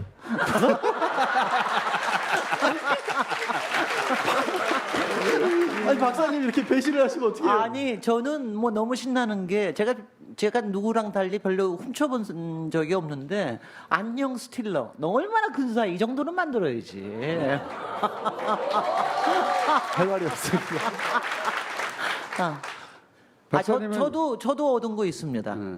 김진애가 보통 굉장히 무겁고 어렵고 거북하고 막 뭐 멀고 막 그랬는데 남자인 줄 알고 남자인 줄 여기 와서 일단은 제가 남자인 듯 남자 아닌 여자라는 게 확실해졌고 그 다음에는 이제 저의 이 깜찍함과 저의 귀여움과 저의 발랄함을 발굴해 주신 김어준 공장장님께 감사드립니다.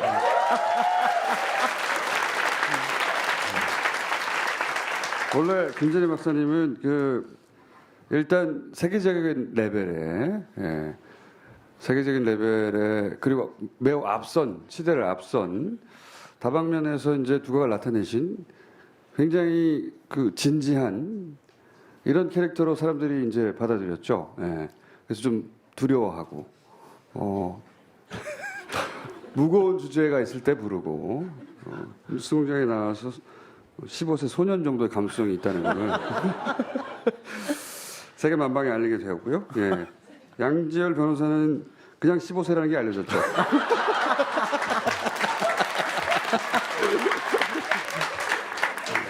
저는 진짜 한 가지 알 수 없는 거, 그러니까 변호사로서 꼭 밝히고 싶은 신비는 왜 김호중 공장장은 저런 말을 하는데 모욕죄나 명예훼손으로 고소를 안 당할까? 아니 제가 다른 소송 당했어요. 아니 면에서. 그거야. 네, 좀 네. 진지한 얘기했을 때고 네. 막상 진지하지 않은 얘기를 했었을 때 특히 많은 출연자들을 그렇게까지 구박하는데 저만 구박하는 건 아니잖아요, 사실. 아 근데 저한테는 구박 당해요. 아, 걱정하지 그러세요? 마세요. 저는 저한테는- 양지열 변호사만 구박합니다. 그래서 저를 안 좋아해요. 사람을 점점 그거 이상하게 확실히 알아. 만드시는 거죠, 진짜. 저 이 순서는 사실 두 분의 평상시 아이템을 들고 나오신 게 아니라 그동안의 뉴스공장 1년을 되돌아보는 시간으로 이제 두 분의 이제 뉴스공장 이빨을 상징한 두 분을 모신 거예요. 예.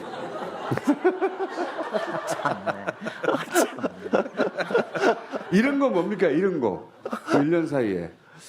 1년 사이에 잃어버린 거? 예, 저는 뉴스공장 사실 뉴스공장에 나오기 전까지만 하더라도 양지열 변호사가 수많은 프로그램에 나왔지만 양지열 이름 아무도 몰랐어요. 예? 양 정도 생각나서 양? 양지 10가지 이제 다 알게 된 것은 뉴스공장으로 인해 얻은 거 아닙니까? 그러니까 이게 김어준 공장장이 정말 우리 하는 말로 깔때기라고 하죠. 아무데나 막 들이대는 게 정말 강한데 이게 일종의 그 확증 편향이라고 합니다. 이렇게 법정에서도 많이 얘기를 하는데 듣고 싶지 않고요. 자기 확신이 너무 강해요. 전혀 사실과 다른 사실도 너무 사실처럼 당당하게 얘기를 하니까 오히려 고개들을 끄덕이고 있잖아. 다 이렇게 맹목적으로 사람들을 이상하게 만들어놔. 저 그전에도 적당히 나갔어요. 아니 이게 여러 군데 나갔죠. 여러 군데 나갔지만 나왔나? 안 나왔나? 근데 지금은 이제 주목해서 보게 되죠. 양지열 나왔다 저기 이렇게. 예. 맞대잖아요 다. 저 얻은 거 잃은 게 뭡니까? 그러니까 이런 다시 얘기해보세요. 거는 잘 생각해 보면 예. 사실 지난 1년이 어떻게 보면 각자의 정체성을 드러낼 수밖에 없는 시간이었던 것 같아요. 그러니까 이른바 탄핵 정국을 거치면서 사실 저 같은 경우만 해도 조심스러웠다고 해야 될까요? 반성을 해보자면 약간은 좀 뭐 고개를 숙일 때도 있었고 솔직한 자기 조심한 게 반성. 회색 분자라고 하죠 그거를. 어디다 조심스럽다는 표현을 쓰고 그래요. 예. 근데 사실 뭐 탄핵 정국 같은 걸 거치면서 저는 제 나름대로 이제 법적인 소신에 관해서 말씀을 확실하게 드렸는데 어느 순간부터는 이게 정치적 소신으로까지 연결이 돼 버리더라고요. 그러면서 사람이라고 하는 게 정치적 동물이라는 부분을 확실하게 저도 이해를 했고 교과서가 아니라 나도 거기서부터 자유로울 수가 없고 공장장이 늘 이거 칭찬하는 얘기를 왜 하고 있지? 근데 강조하듯이 정치하고 생활로 연결된다는 부분을 뼈저리게 느꼈고 그 바람에 공장장 표현을 빌자면 회색 분자일 때 가까이 계셨던 많은 분들이 떠났죠. 이런 거 회색 분자의 참여를 듣고 계십니다.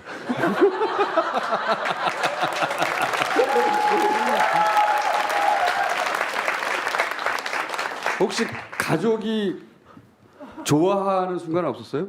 뉴스공장에 나오고 나서 사실 가족들이. 공장장이 어떤 사람인지에 관해서 한 가지 폭로를 하고 싶은 게 있는데 가족 중에 공장장 팬이 오랜 팬이 있어요. 그래서 오랜 팬이 있었는데 이건 제작진도 모르는 얘기인데 왜 그런지 모르겠는데 공장장의 오랜 팬이었던 제 동생이 선물을 전해달라고 해서 꽤 좋은 선물을 전해줬거든요.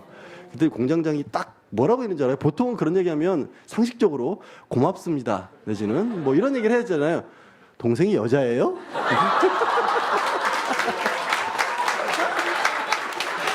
정말 한숨만 나왔어요. 한숨만. 네. 동생분에게 감사드립니다. 특별히. 네, 여자 맞습니다. 왜 그런지 모르겠습니다. 자, 남자들은 선물 같은 거 안 하거든요. 공개 방송. 그렇게 빠져나가는 거예요, 지금? 아니 실제로 선물을 안 합니다 남자들은. 공개 방송 나와서 막 떠들고 그러지. 자, 박사님도 얻은 거 이런 거 있지 않습니까? 얻은 거 많죠. 일단은 내 목소리가 얼마나 근사한지를 제가 알았고. 아니 솔직히는 저도 목소리에 대해서는 굉장히 이게 말하자면은 조금 이제 컴플렉스가 약간 있었는데 너무 쇳소리가 세고 섞였죠. 예. 이렇게 강하고 그래서 했는데 이렇게 좋아해 주시죠. 그래서 제 목소리 캐릭터를 확실히 알았고 그 다음에는 이제 김어준 공장장의 워낙 또 좀 알긴 했지만은 그 감동하는 능력을 몇 번 했어요. 뭐 하나도 감동 안 한 척하지만 중간 중간에 그 자기 자랑이잖아요. 중간 중간에 물론 내가 김어준도 감동시켰다. 물론 내가 너를 감동시켰다. 그러니까 제가 강경화 장관 가지고 얘기할 때, 또 광장에 촛불 집회 가지고 얘기할 때, 또 지난번에는 용산공원 가지고 얘기할 때, 이럴 때 이제 뭐 굉장히 제가 감동스럽고요. 그 다음에 또 잘 배워요. 지난번에 제가 프라이부르크 가지고 얘기했더니 금방 써먹더라고. 프라이부르크에서는요, 어쩌고 하면서. 이럴 때 굉장히 뿌듯합니다. 많이 얻었고. 아니, 왜냐하면은, 아니, 이거를 하나 알아야 되는데, 그런데 제가 또 당황시키기도 했습니다. 뭐, 당황하는 순간에 여러분들 다 아실 텐데. 그래서 제가, 굉장한 프로젝트를 하나 가지고 있습니다. 김어준 공장장의 가상 딸 프로젝트라고 제가 가지고 있는 게 있어요. 저 혼자 막 진행하고 있는데 여러분들이 여기서 딸은 영어로 도터입니까? 도토. 그래서 이 뭐냐면 딸을 가지면 굉장히 세상이 달리 보이기 때문에 그게 좀 부족해서 제가 박사님이 아무래도 제 딸을 하시려는 거예요 지금? 아마 저기 뭐야 뭐 하여튼간에 굉장히 근사한 남자로 더 근사한 남자로 만들어 드릴게요. 근데 저는 사실은 그 안에 이미 있는 것 같아요. 그럼요. 여기 보면 딸이 내 안에 있다고? 머리를 저렇게 하고 뭐 수염을 기르고 굉장히 자기는 고기 먹고 터프한 척하는데 어쩔 때 보면 되게 소심하고요, 되게 약해요, 되게 여려요 사람이. 내가 언제 소심하죠? 되게 네. 겁이 많아요. 맞아요. 진짜 겁이 많아요. 그래서 움찔움찔할 때가 그 방송할 때도 보면 움찔움찔할 때가 보여요. 그리고 어떡해? 지난번에 심각하게 한번 진짜 삐진 적 있었죠. 나는 삐지는 걸 안 하는데. 제가 오음 진리교 교주 얘기했더니 얼굴이 붉어지더라고. 그거는 삐진 게 아니고요. 격분한 겁니다. 깜짝 놀라. 제가 그 대사를 잊지를 못하는 게 가만히 살펴보면 제 얼굴이 얼마나 오목조목 귀여운데요 이러는데 뭘 맞아요. 정상이 아니야 다. 아니, 근데 실물로 보면 굉장히 근사합니다. 아니 근데 이 털보에 이거 하는 이유도 본인 안에 숨어 있는 이 정말 감성과 여성성을 감추기 위해서 저러는 거예요. 그러니까 저는 이제 문재인 대통령이 굉장히 괜찮은 게 정말 여성성과 남성성을 잘 이렇게 아우르고 계신 분인데 뭐 김어준 공장장님도 가능성이 있습니다. 열심히 노력합시다. 자, 일주일 맞아서 이 두 분을 모신 이유는 뭐냐면 오늘 하는 얘기 듣고 자를 것인지 말 것인지. 아무 잘리겠다. 자, 그 두 분의 서로 칭찬을 좀 해보자니요.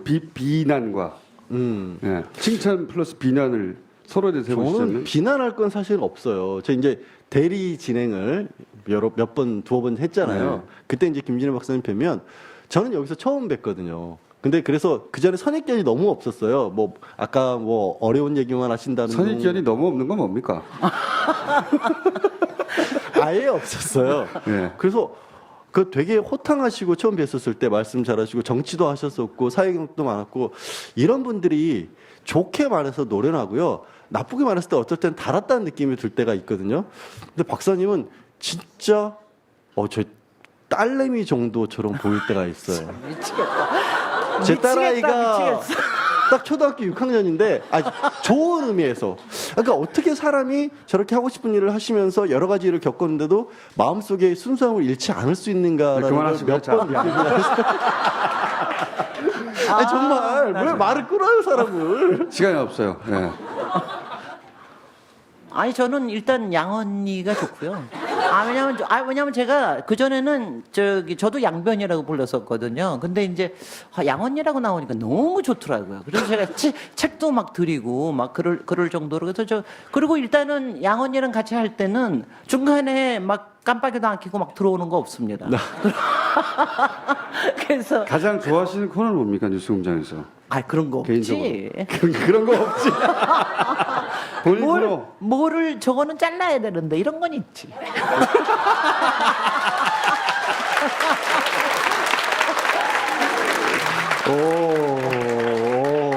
아, 저건 잘라야 된다. 잘라야 된다 그런 건 있죠. 제 거는 안 잘릴 거예요. 왜냐하면 두 가지 이유입니다. 하나는 워낙 재미나면서도 영양가 있기가 굉장히 쉽지가 않고요. 그 다음에 두 번째는 제가 뭐 불만이기도 한데 지금 여성 고정 패널이 없거든요. 그러니까 나타날 때까지는 적어도 2명 이상이 될 때까지는 제가 버틸 겁니다. 버틸 겁니다.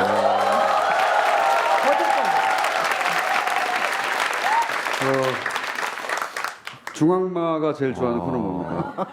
저는 불친절한 에이스를 되게 좋아해요. 불친절한 그러니까 청취자분들이 어떤 생각을 하고 계시는지를 듣는 게 되게 좋더라고요. 그 진행하면서도 그게 가장 좋았어요. 그러니까 반응. 그러니까 게시판들 이렇게 소개는 안 되지만 문자들이 막 올라오거든요. 근데요, 저도 하나 바르면은 저는 그 불친절 IS도 그렇고 저는 사실은 제일 좋아하는 거 김어준의 생각입니다. 맨 처음 오프닝 멘트.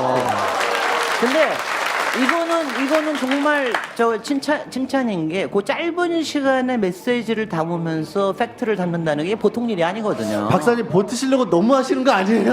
안 잘려야지. 못 바뀌시려고 너무 하시는 거 안 아니에요? 잘려야지. 그러니까 여러분 이렇게 김진애, 양지열 두 분이었습니다. 안녕.